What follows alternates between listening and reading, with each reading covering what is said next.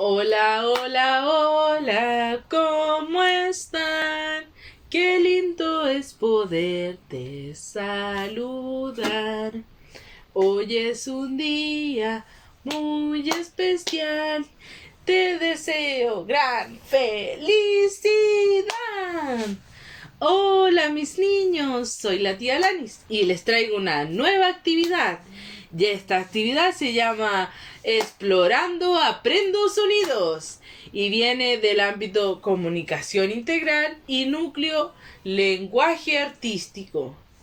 Y como siempre, para realizar esta actividad necesitaremos nuestra caja mágica. Aquí está. Vamos a hacer sonidos de animales.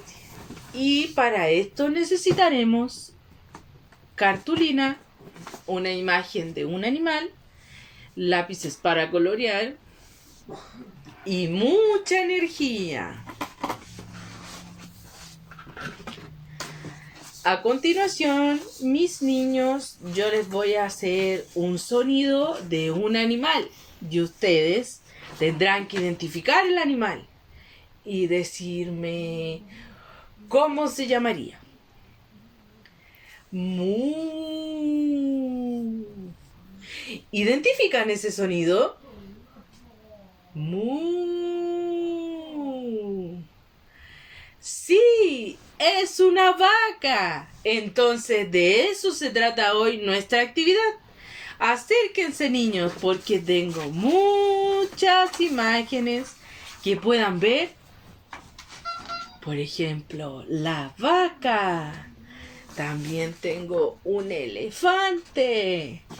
También tengo un león. ¡Rar! Ahora mis niños, vamos a hacer un sonido.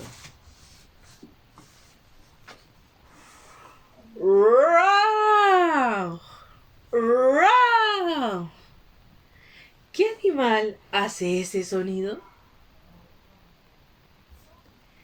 ¿Creen ustedes que sería el elefante? ¿O la vaca? ¿O el león? ¿Mm? ¡Sí! ¡Es el león! ¡Bravo! Entonces, acérquense y vengan a mirar.